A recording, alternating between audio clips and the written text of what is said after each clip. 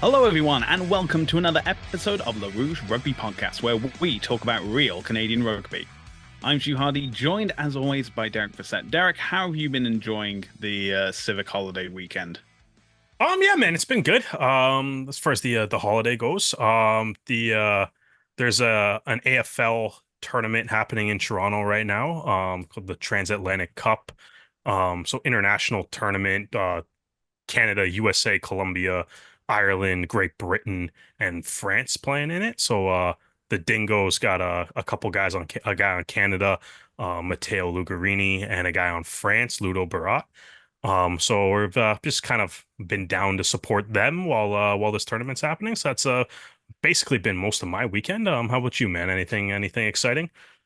I was spending it with some friends up in Penetang, just enjoying the sunny skies and clear weather and just, relaxing, enjoying the start of August. Um, And while we're doing that, also have been watching the Olympics go on in Paris. And after a very interesting opening ceremony, there has certainly been a lot to talk about. Obviously, before the tournament, before the games even had their official opening, we had the start of the men's sevens with Saturday hosting the gold medal match between Fiji and France, with France, the host, emerging out on top thanks to the efforts of certain Mr. Antoine Dupont, doing very well. But that was just the warm up for the real entertainment of sevens. It's true because it also just really felt like a warm up because it barely felt like men's rugby was part of the Olympics. Yeah, They went through like there was one day they had to do like the semifinal and finals actually during the Olympics. Like they did the yeah, whole yeah, tournament basically before. Like it just feels like it's weird. It feels like an afterthought. Like teams knew they were eliminated from medal contention before the opening ceremonies happened. yeah. And And so, it and was, like that I, hasn't happened yeah, in admittedly the two other times previously, because sevens have only been in the Olympics since 2016.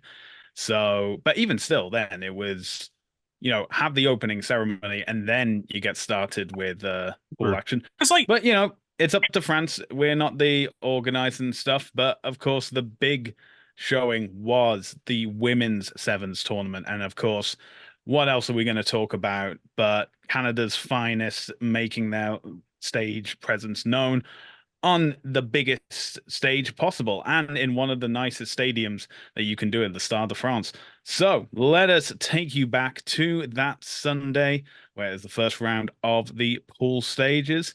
And we begin with a match against Fiji. And, Fiji were one of the pool stages in 2020, and it's the inability to get over them is what prevented Canada from progressing into the medal deciding games. And they decided to avenge that with a 17-14 win over Fiji. Then next up, you have New Zealand. Now, not only were New Zealand the defending Olympic champions, they were also the top of the seven series, winning, I think, through three or four of the tournaments overall. Um, so that, and it started out fairly well, but then again, the Blackburn Sevens just ran away with it. Final score 7-33 to New Zealand, which meant that their final game against China was a must win in order for them to clinch the top two. Now, they could have made it through as best of third places, but obviously you just want to have that advantage of just knowing that you're going through. And win they did, final score 26-17 over China, which brought them into the knockout stages and up in the quarterfinals. First of all, were the host France. Now, I've talked about New Zealand. They were first overall across the seven series. And next up was France. They were third. So, Canada were fifth. Everyone was saying that France and having host advantage as well was going to play a big factor into it, and it was an incredibly close game. But sometimes those numbers, sometimes those odds don't always go the way you think it's going to go. With the final score being Canada 19, France 14, Canada progressing through to the semi-finals. Who did they have up in the semi-finals? Australia. Okay, and Australia had been phenomenal in the Olympics up until this point. They had been fantastic, players scoring tries left, right, and center. And it was the same kind of feeling around this game that the press were giving is like, oh, France, they were third in the seven suits, but Australia, they're second. And, Canada, they were fifth. I mean, beating France, that's one thing. Beating Australia, it ain't gonna happen. It's all good. And the Canadian women heard that and said, bet. Hmm. Well, Final score. apparently they heard it at halftime though. They didn't hear it before the game. Oh, Charity Williams heard it before halftime. And so, final score Australia 12, Canada 21. That meant that Canada were guaranteed at least a silver medal, which already made this their best result at the Olympics so far. Who do they go up against? They go up against New Zealand. And at halftime, it was looking pretty promising 7-12 to Canada. Then New Zealand realized, oh, wait, we're New Zealand. And, turn that screw, put that effort in, scored two more tries. Mhm. And, and obviously a better score than their pool game, but the result went the same way. Final score, New Zealand 19, Canada 12. But as I said, this was the best result that Canada have ever had in sevens, both for men's and women's. Even improving on their result in 2016 in Rio. And yeah, it's just absolutely phenomenal to see these women go out and, when the pressure's on them, they're able to pull things out of the bag and get the results that they needed to do. And, we've obviously got, phenomenal players like Olivia Apps and Charity Williams who have come in this, for Charity Williams, this is her third Olympics. She's represented Canada at every Olympics that has had seven so far.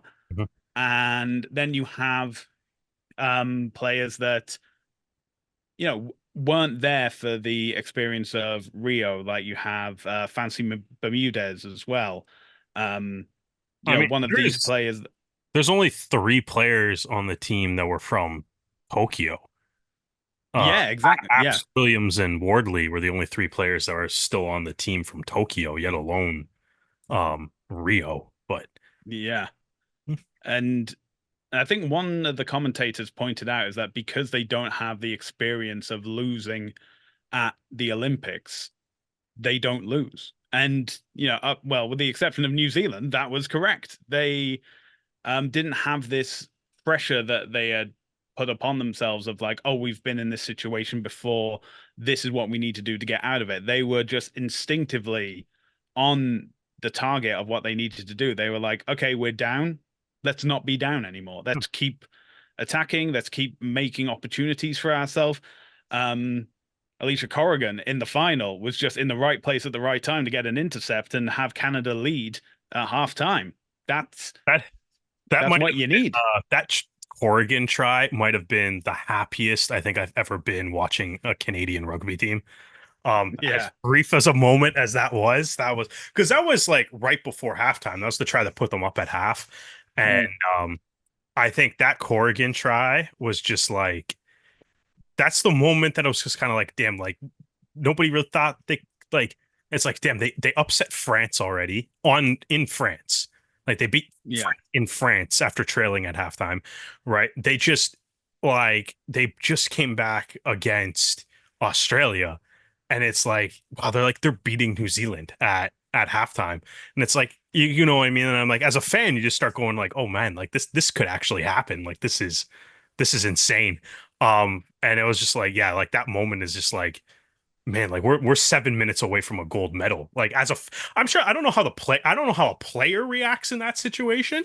Because I am not an elite athlete. I'm probably the exact opposite of an elite athlete, but like I don't really know how players handle or like I don't understand the psychology of how a player would handle that situation.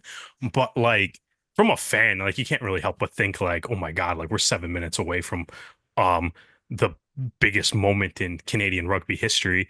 And then I kind of slowly realize after that, regardless of what happens in the second half, it's still arguably the biggest moment in Canadian rugby history, winning a silver medal at the Olympics, anyways. So if they achieved that going into the game was going to be the biggest moment, no matter what happens. So Yeah, and as you mentioned before, only three players had previously played at an Olympics, so mm, we have like a huge list of talent as well. I think one of the standouts, which is hard to say for these 14 women because they were all incredible. yeah, And but I think something that really came up was Piper Logan.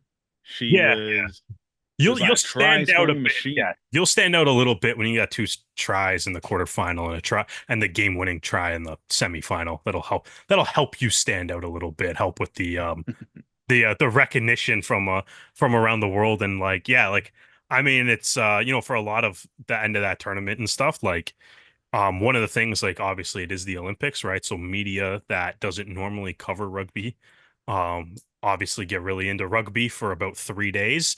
Um, Hmm. and Piper Logan, her performance was like ended up being like she's the one that like her name is written in like the lights on like TSN Sportsnet, CBC that's getting like blasted out to all their social channels and honestly like super deserved because she was like the literal like definition of clutch um Hmm. in the medal round for this game and like all her tries like we said earlier is the France game and the Australian game like those were both comebacks, right? And she was kind of the spark and the driving force kind of behind those comebacks as well, right?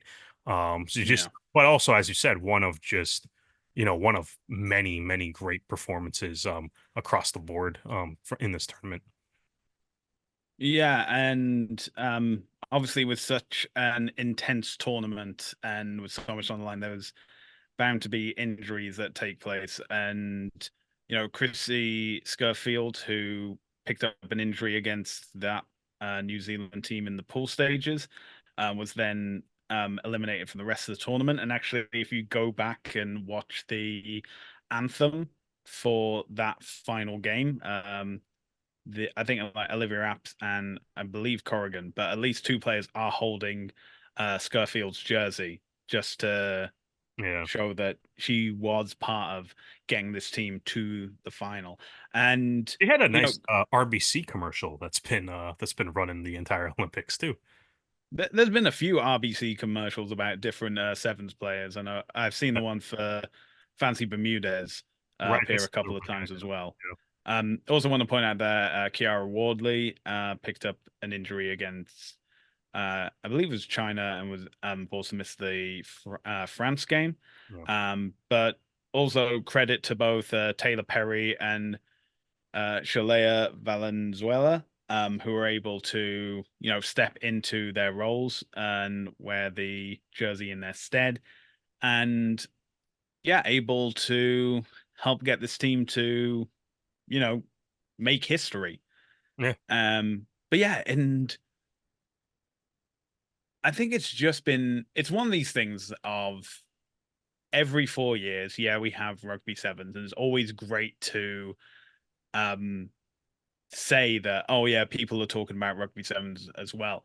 But I think as well, just because it's been held in Europe and therefore the finals have been at a reasonable hour for most people. Like I think the kickoff for the gold medal match was at like 3:45 Eastern time. And that means that so many more people have been able to watch this. Because I know with Tokyo, it was basically you it get was a tough the time. early, yeah, you get the early games like late at night, and the finals happen at like 3 o'clock in the morning. So you miss things, and you have to just get it when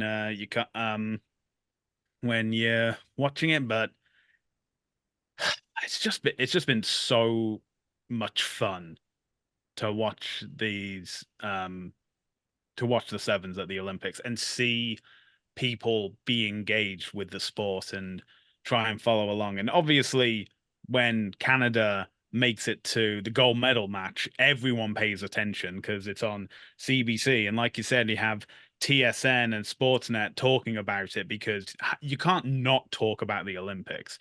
And I think it was also promoted through Rugby Canada's like social media channels is that, oh, this game, like the France game or the Australia game, that will also be available on TSN as well. So it's like more options to watch Run if Canada win a medal. It's they're just on YouTube brilliant. right now too. Like it's easy to. That is the one nice thing as far as like Olympic coverage too. Like CBC has everything for free, right? So like, Hmm. if for some reason I don't know why you would be listening to this podcast if you missed the gold medal game, but hey, for some reason you didn't see the rugby sevens tournament, you can actually go back on the CBC app and like watch literally every game from the tournament. Like if you wanted to, Yeah. you can go back and sit the entire like the entirety of the men's and the women's tournament is still on the cbc.ca website. Same with, I mean, while you're at it too, if there's any other Olympic events, they do the exact same thing. Like CBC's Olympic coverage is actually like insanely good. And then yeah, it was cool to see the women's rugby team and stuff kind of blow up for it. And I mean like um an optimistic viewpoint on that is hopefully that momentum is able to kind of stay with it.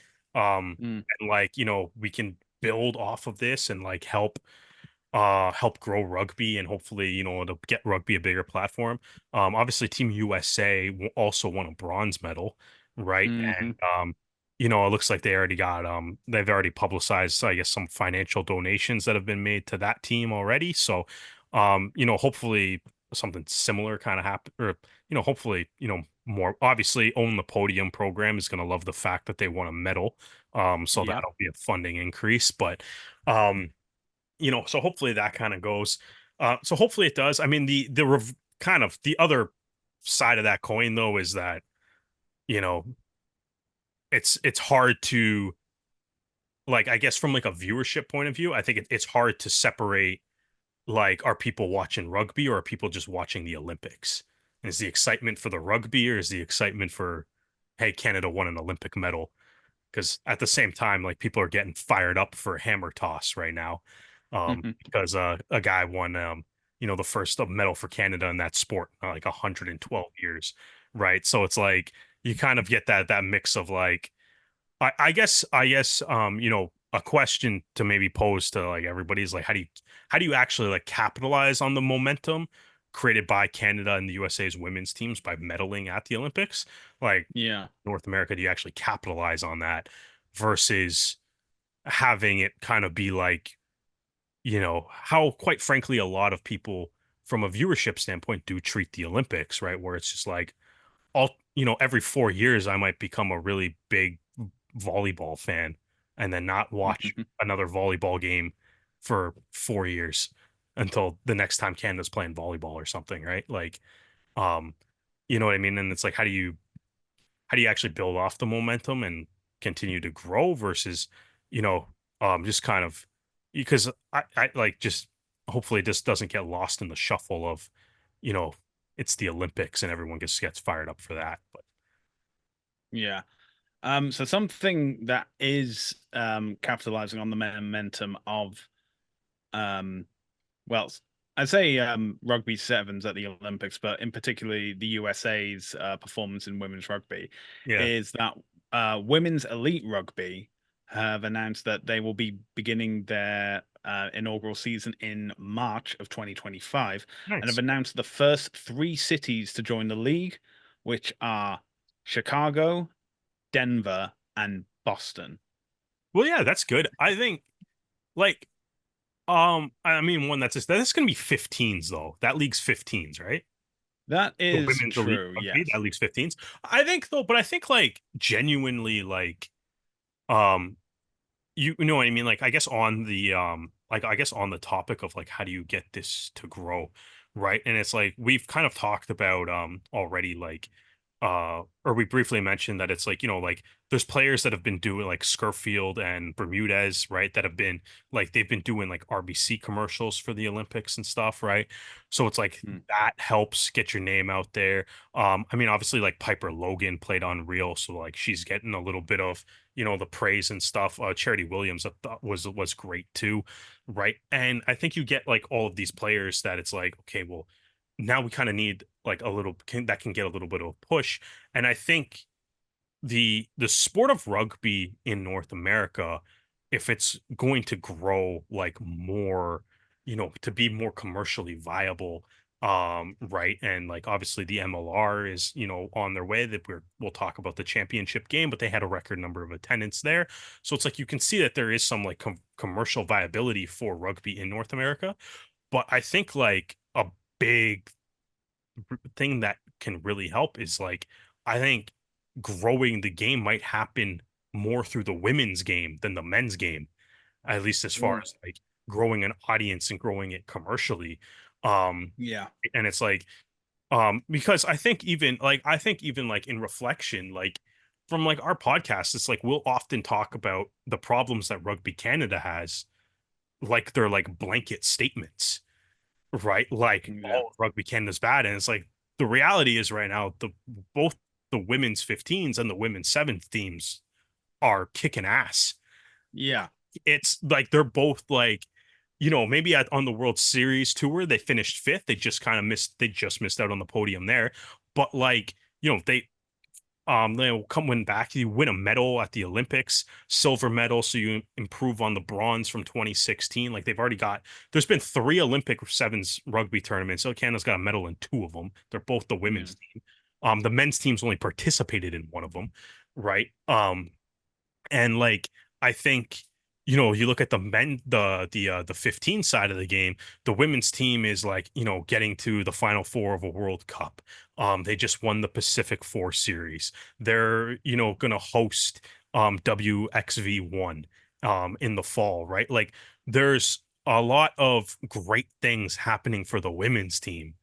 And Mm. I think like if you want the game to grow, it's like, I think you got to I think we have to start looking at players like Logan, Bermudez, Williams, Apps, Logan, Corrigan. I don't want to leave anybody else. Should I just rifle off the whole roster's names? That feels kind of like, Yeah, Crossley, yeah, Corrigan, yeah, Apps, Hogan, Rochester, Daniels, yeah. Williams, All of them. Yeah. Simons, Nurston, Scurfield, Bermudez, Logan, Warnley, Perry, Valenzuela. Yeah, I think we've covered all that. I Yeah, think and we're okay. obviously as well, Sophie DeGoody, who's would have been on this roster if she wasn't injured, right? But also should be marketed to all ends of the earth right now, Yeah. if you want to grow the game. But yeah, so it's like you can take. I think like if you're gonna make rugby like super commercially viable, like within Canada, like the way to do it is honestly, it's probably the women's team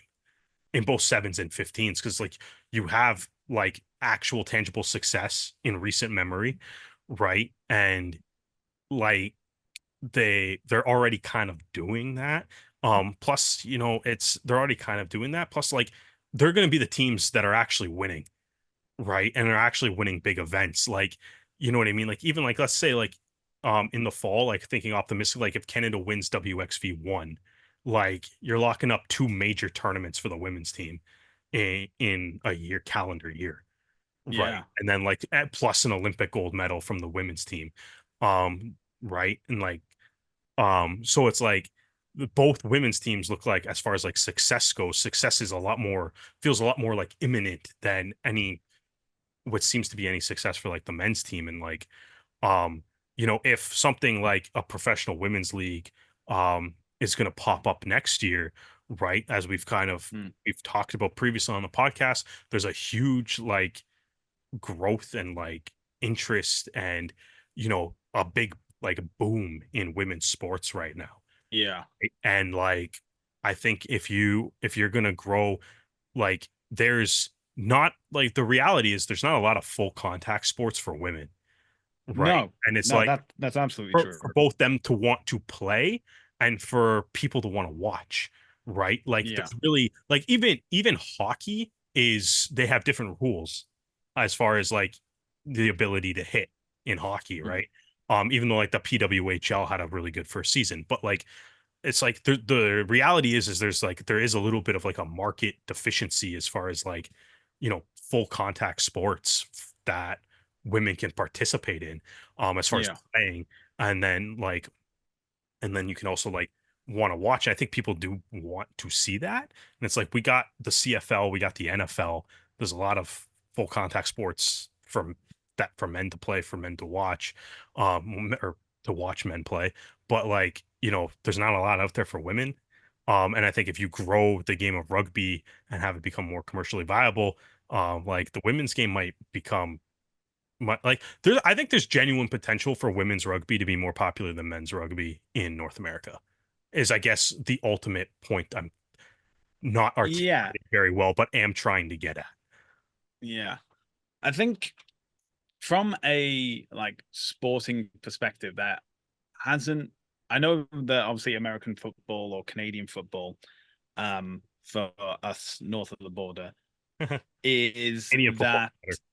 there's never been a option for a viable women's league to In football? exist in football. And that's not to say it's Yeah. never existed, because there's been something like the Women's Professional Football League or the Independent Women's Football League or Women's American Football League or the X League or anything along those lines. It's just that, as with a lot of startup leagues, they'll exist for a few years and then they'll fold, Yeah. and then something new comes along, and it's very stop start as well. There's also the conflict of being seen as the women's version of men's sport, which which you can argue is like still prevalent and stuff.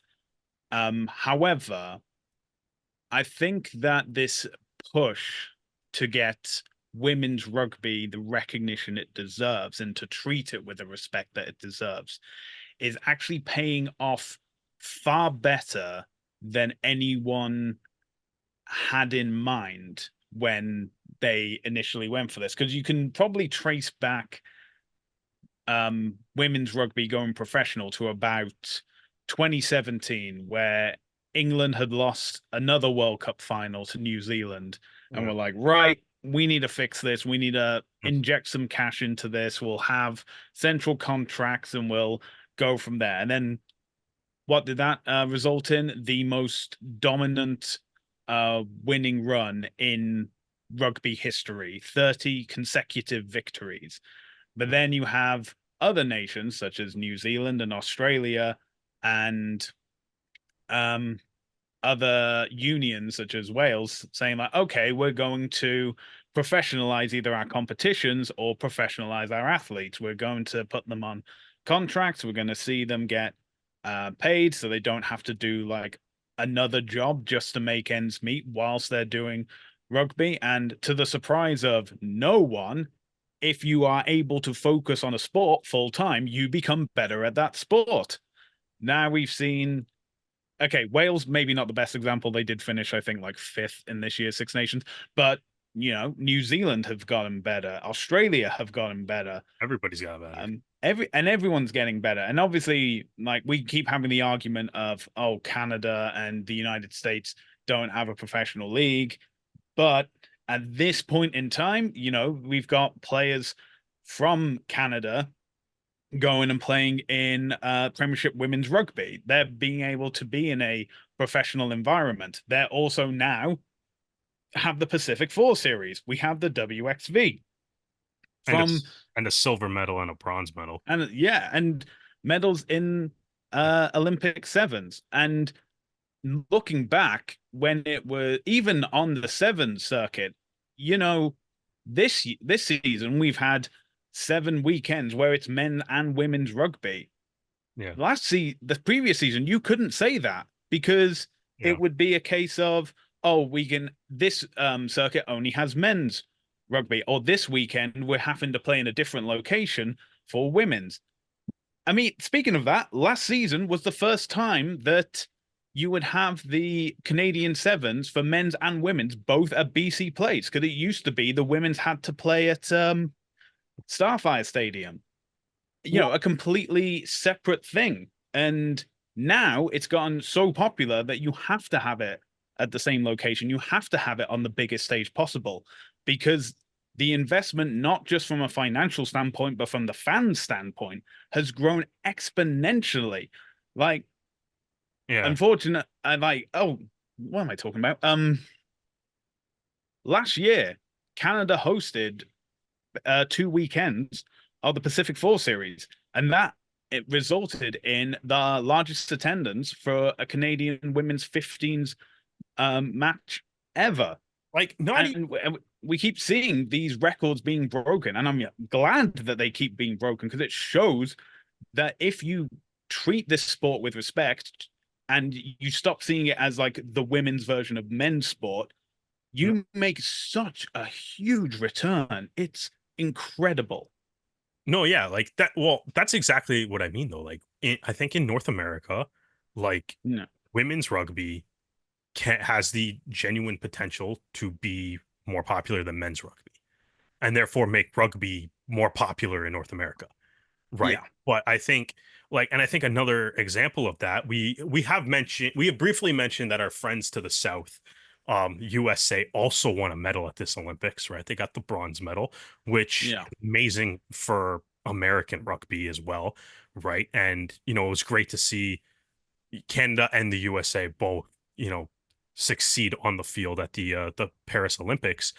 But one of the things that did come out of that was Iona Mayer, who obviously, has unreal social media game to begin with, right? But she Yeah. had a handful of brilliant plays during Hmm. the tournament that went viral. Some stiff arms, a couple of like long range tries, right? And obviously she has a very marketable personality that she definitely, you know, um, demonstrates on social media, right? She runs an awesome TikTok account, awesome Instagram, right? And she's now the most followed rugby account in the sport. Yeah.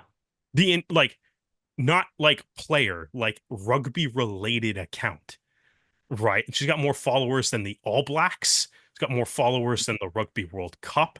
Literally, like pick a legend, Dan Carter, nothing. Like doesn't match Iona Mare on like social media now, right? Part of that's because she just kind of had a little bit of a blow up on social because of the Olympics, right? But like if that alone doesn't illustrate that, like I think if you really want to grow rugby from a commercial point of view, like it's going to be the women's teams in Canada and North America and Canada and the USA that are going to do it.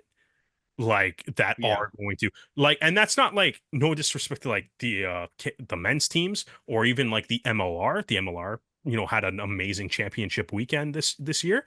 That league continues to obviously grow immensely, but I think like we said, it's like we kind of said earlier, there's something that's like rugby is obviously a great sport, Yes. but Obviously. on the men's side, there's so much competition Hmm. for everything, right?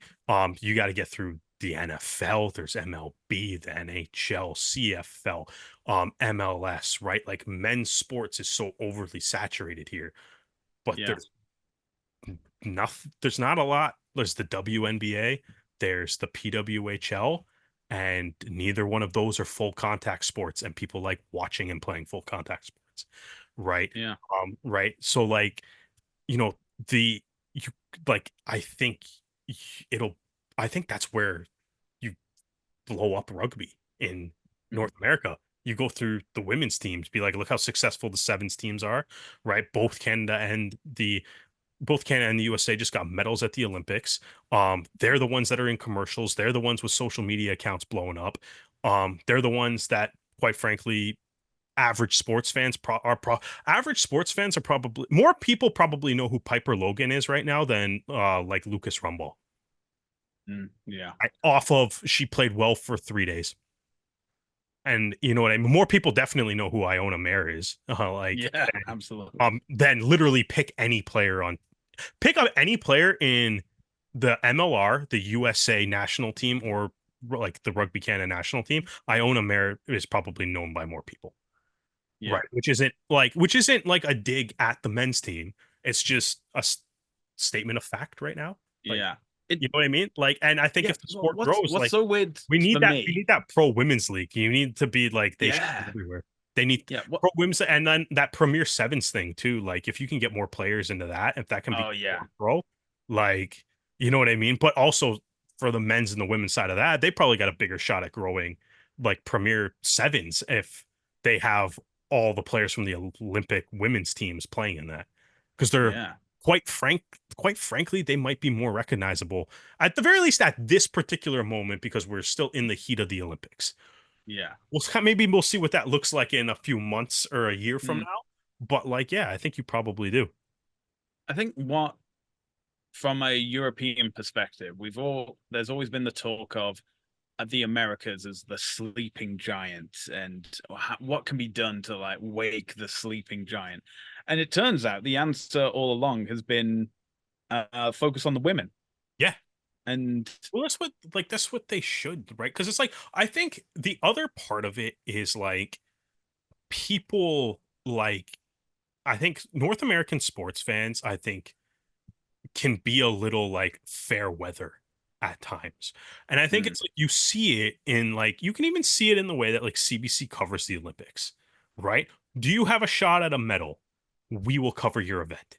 Do you not have yeah, a shot at a medal? We will maybe put it up, we'll put it up on streaming or whatever, right? yeah, It's you know what I mean? Like there's a lot of like Canada's got athletes in almost every sport, right? But it's like you don't like the ones that get shown on like prime time or get the coverage are the ones that Canada's got medal shots in, right? yeah, Just I like the way it should be. But like similarly too, like we'll see like even like our sports fans and stuff, interest in like teams, right? It's like if the team's losing, it goes down. The yeah, the interest goes down, right? Like that's just the way it is. Even like I remember like even like 10 years ago, no one cared about the men's soccer team, right? But now that they're yeah, good, like now, and it's not like now that they're good, like and playing in World Cups and got like mm, Alfonso Davies, then yeah, now people care, right? Because it's like, yeah, they're winning, right? Right now, like at least in Canada, right? The men's mm. teams aren't winning, right? The last World Cup, they weren't there. The last Olympics, they weren't there, right? Like, This Olympics. well, that's what. Well, no, well, I guess I worded that weird. When I said the last Olympics, I meant the Olympics that literally just happened. I did word that weird though, but I will clarify. Yeah, so they were obviously in Tokyo, but they weren't at the Olympics that just happened in Paris. Right. So it's like they're not Mm, really winning anything that yeah, like like I think that's part of this, right? Is this like if you want like TSN and you want these other like outlets that don't normally cover rugby to like look into it, it's a lot more interesting and engaging content for them to be like the women's team won the Pacific Force series or did well at WXV or won a medal at the Olympics than it is for Canada to be like the men's team to be like, oh, like they won like the Pacific Nations Cup, which is a tournament between like the 15th, 17th, 21st, and 23rd ranked teams in the world. That doesn't like that might mean a good thing for World Cup qualifying in 2 years. yeah, Right. Like that's a harder thing to market to people that don't follow rugby. Like for why does that game matter?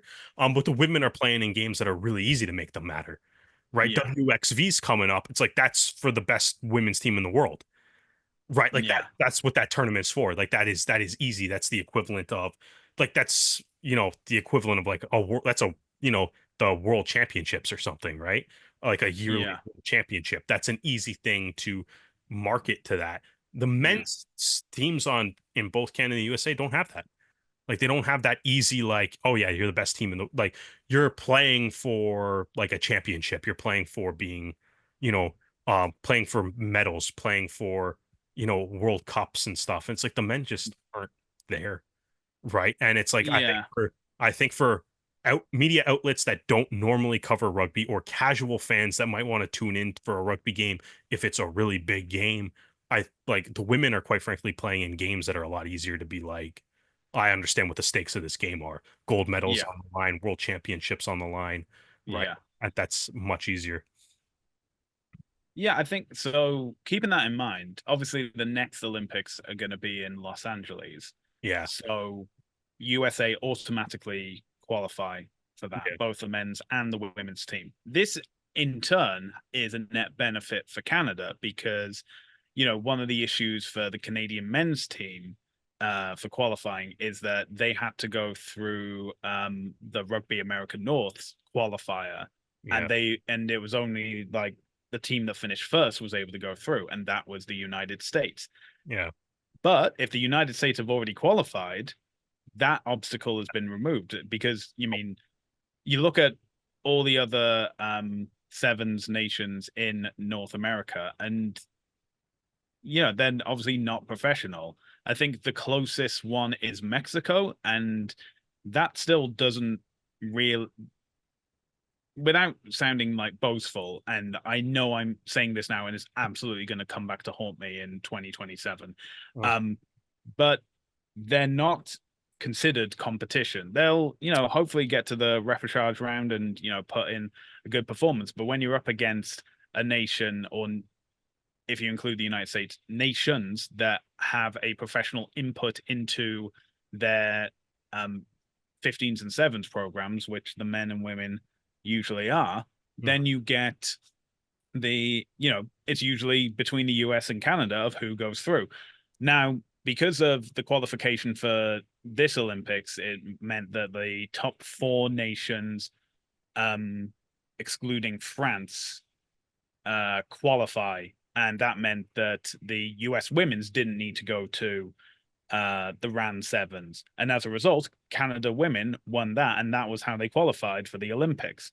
And now, obviously, qualification may change with the yet to be seen. But if it's the same thing, Yeah. then it's likely that we'll have Canadian women and men taking part in LA.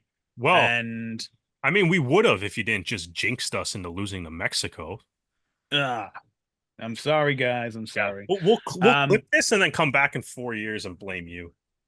Fine. I think if Um, that happens to the Rugby Canada men's sevens team now, it's your yeah, fault. It's your it's fault. all my fault. I'm Yeah, sorry. you have to live with that. Um, but yeah, it's definitely going to be interesting to see um what goes on from here. Of what do we look for in the next 4 years? Do we go for like a similar plan of having like youth come in, or do we now take the players that now have Olympic experience and ensure that they're around for Well, LA 28?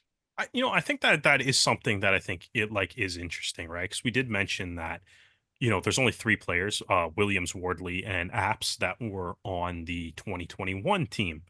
Yeah, And I think there is something that Rugby Canada kind of maybe needs to look at this team and be like, okay, we got to apply that to the men's teams a little bit, right? Which is just like that Tokyo Olympics, the Tokyo 2020 that was actually played in 2021 Olympics ended with arguably one of the most embarrassing things that's ever happened to Rugby Canada, right? yeah, And not so much the fact that they lost, but the scandal that kind of came out of that after, right? yeah. That essentially showed the world how much of a cultural how bad of a culture issue the entire organization of Rugby Canada has, Hmm. right? And I don't really want to get into the details of that. Ultimately, though, you can kind of look at the fallout of that and be like, okay, there was a culture problem, right? And Yeah, so look at the Rugby Canada women's sevens team right now, right? The coaching staff from that team got gutted, right? yeah, Even though, some of the problems that were related to the scandal were from a coach that was previous to that. But the current coach that was at the 2020 Olympics that had a brutal Olympics, right? That coaching staff got gutted. They brought in Jack Hanratty and his new coaching staff like a few months later, 20 in October, right? And I think he had an interim tag for a little bit. They gutted that. All the players, like, gone. All, like, maybe some retired, maybe some were selection choices, but all the players are gone. Right? Like we just said, there's three players that are left from this team. Right? They moved out all the the older players, right? As you just said, Mm. brought in a whole bunch of young new talent, right? Yeah. There was a huge culture issue with this team that resulted in um resulted in Alan Vanson, the CEO, had to step down because of how bad the culture of Rugby Canada was, that blew up publicly as a result of the 2021 Olympics, right? Like, that's how bad Mm. things were at Rugby Canada 3 years ago, right? Um, and the team that was kind of at the center of that was the Sevens team, Yeah. right? New, completely gutted the roster, new coaches, new players, right? Presumably based on all the Rugby Canada media, new, like, culture, new steps, new, whatever things to help make sure the coaches, players, everybody's happy, right? Everybody's, getting along, good work environment and all that, right? And it took them 3 years to win another medal, Mm. right? Hey, Rugby Canada, you can make changes. You don't have to keep doing the same thing. It's like, if stuff is bad, like, you can change it. Like, it is actually possible to change things, and then in 3 years later, you go from not even making the medal, not even making a quarterfinal at the Olympics. In 3 years, you got a silver medal because you Yeah. completely changed the makeup of the coaching staff and the team, and also the culture behind that. I'm not directing this advice at any teams in particular on Rugby Canada. Um, but if you're thinking of a certain team, then that's on you. But, Yeah. like, the point stands. It's like, hey, like, don't, Yeah. if there's problems, like, you can fix the problems. You don't have to Yeah. keep doing the same thing, man. Like, this is evidence of the fact that, like, quite literally, right, whatever that issue was with the 2021 women's Olympic team and Rugby Canada as a whole that happened at that point in time, their roster is the one that changed the most. They got a Mhm. medal. Even the women's 15s team has gone through coaching changes during their recent run of success. Yeah. Of course. Yeah, right. Like, And speaking on Jack that Henratty's subject, done coaching this team, by the way. He's going to go coach yeah, Ottawa Gigi. They're that is having a just what coach I was going change to say. Is after that winning the silver medal. You yeah, can changes. yeah, that's the thing. Is like I was about to say, is like whatever changes are going to be made, Jack and Rowley will not be making them. He is hanging up his sevens coaching whistle to pick up his 15s coaching whistle. Admittedly, he Hey, won't begin until 2025. And go if out. anyone's deserved a break, it's the guy who took Canada to a silver medal. Yeah, go out with Um, silver medal. That's a badass way to kind of go out. that is that is a pretty awesome, especially from where they finished in 2021, to Exactly. be like, hey, Exactly. And but, give me like, the reins. This is where I'm directing this team. the change. And Yeah. the It's not- culture behind this team as well is like improved significantly. yeah. Obviously, we had lots of you know big names in sevens retire after the Olympics were held in 2021. And for the men's team and for the women's team, it took a fair bit of rebuilding. It's worked for the women's team, and it's now the question of like, can that now be brought over to the men's team Yeah. as well? It's It could, so but you yeah, gotta but not be afraid of making changes if changes need to happen. exactly, you got, Like, and the good thing is you have a couple of years at least to try these changes, see what works, and yeah. make ahead of it the before the qualification begins for the Olympics. But again, to round off this segment, congratulations to everyone involved at Rugby Canada, from the players to the coaches, and congratulations on your best ever performance to win that silver medal. We are all incredibly proud of this team and everything you've done. We can't wait to see what comes next. Now, we've been talking about women's Cheers. sevens, but there's time to look at like the next generation coming through, because last time we spoke, we were saying about the transatlantic quad series that was taking place in Wales. And while that was going on, we'd already had the first result, which was Canada 23, USA 10. Then we had probably like the bigger fixture of the series, which was Canada versus England. And this, I had the misfortune of watching this game live because I think it was something like 20-0 at halftime to Canada. And of course, you're cheering and you're whooping and you're just having like a fantastic time. Canada are doing so well. And, there may have been a case of they took their foot off the gas. And if there's anything when it comes to England women's rugby, you do not want to give them an inch at all. The final score from 20-0 at halftime, Canada 36, England 33. Oh, I aged a decade in 40 minutes. It was horrible. But obviously, as I said from there, a 3-point game in the end. Canada Yeah. emerging on top, getting out by the skin of their teeth. That was all they needed to do. And then finally, they had the game against That's Wales. defense is a massive lead. Yeah. Yeah. You've said it before and you say it again. It All the does the time, job. yeah. Yeah. But yes, the game against Wales, far more relaxing affair, a very clear victory. They did the defense properly this time, which was put out an even bigger lead. Final score, Canada 53, Wales 17. And as such, Canada get a clean sweep and win the transatlantic quad series. Congratulations to all the women involved in that. And Derek, as you mentioned before, we have just witnessed the MLR Championship final that took place in San Diego yesterday. We are recording on Monday, the 5th of August. This took place on the 4th. And, two familiar names with MLR finals, the defending champions New England up against the inaugural champions Seattle. And we have the final result of that. And it was a game from, I think everyone has said has been decided by discipline, should it say, in that one team had more of it than the other, and a more robust defense.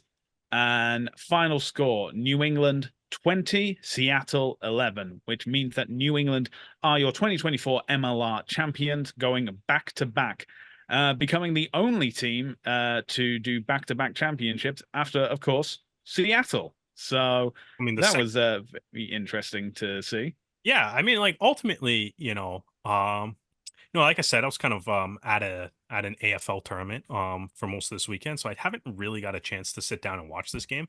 Watch the MLR highlight pack on YouTube, which quite frankly, not very helpful. As far as you don't need to show TMO reviews in your highlight pack, guys. Yeah. But regardless, ultimately, I just think it's funny how once again the team with the most Canadians won the MLR Shield again. Well, Like, that's if it keeps happening. it's happened enough that It's a teams should habit. not do it. Yeah. Like Um, we're not just waxing lyrical when we're saying no, having the most Canadian wins. yeah, Um, right, it's right. it's Houston, fact how that did like that that's why Houston didn't how did, make it yeah, past the semifinals. They how did have that no game against Canadians Dallas on. go? Yeah, exactly.